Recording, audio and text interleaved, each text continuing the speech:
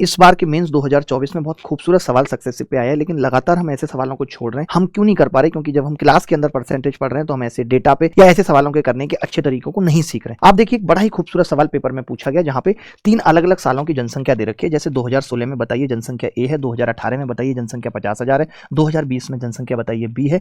और ये भी कहा गया है कि ये जो जनसंख्या 50,000 हुई है ये इन 2 सालों में हुई है। किस रेट से हुई है? तो 1 साल में 6% की दर से ये 50,000 हुई है।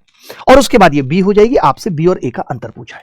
मैंने कहा अगर 1 साल में जनसंख्या 6% बढ़ती है, ध्यान से समझना, तो मैं आपसे पूछूं 2 सालों में कितनी बढ़ेगी? आपने कहा सक्सेसिव लगा देंगे। कैसे? 6% प्लस 6% प्लस 6 गुणा 6/100, ये कितना आ गया? 12.36%। यानी 2 सालों में जनसंख्या 12.36% बढ़ेगी। मैंने कहा अगर मैं ऑप्शन देखूं तो दूर दूर पे ऑप्शन है, 1000 तो मिनिमम अंतर है। इसका मतलब मैं अप्रोक्सीमेशन मेथड भी इसमें लगा सकता हूं, और अप्रोक्सीमेशन मेथड हमें सीखना भी चाहिए क्लास पढ़ने के दौरान।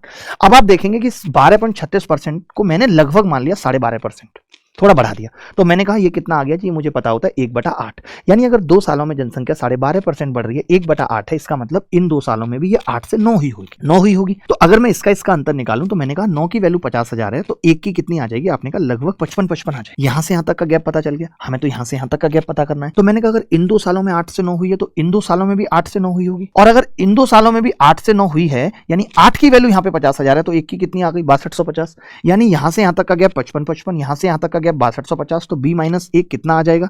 तो आपने कहा इन दोनों का जोड़ 11,805।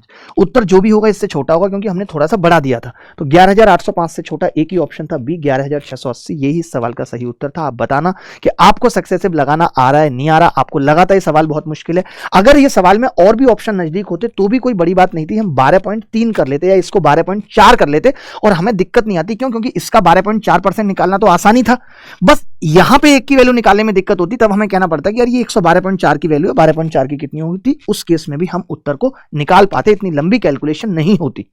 तो मैं ऐसे ही तरीके सिखाता हूं। आजकल क्लास में जो मेरे पढ़ाने का तरीका है वो यही है कि क्लास के अंदर जब आप कोई भी टॉपिक पढ़ाओ तो बच्चे को अप्रोक्सीमेशन मेथड, डिजिटल सम, कहां कब कौन सा तरीका लग सकता है वो सब एक साथ बताकर चलो, बाद में अलग से वक्त नहीं मिलता।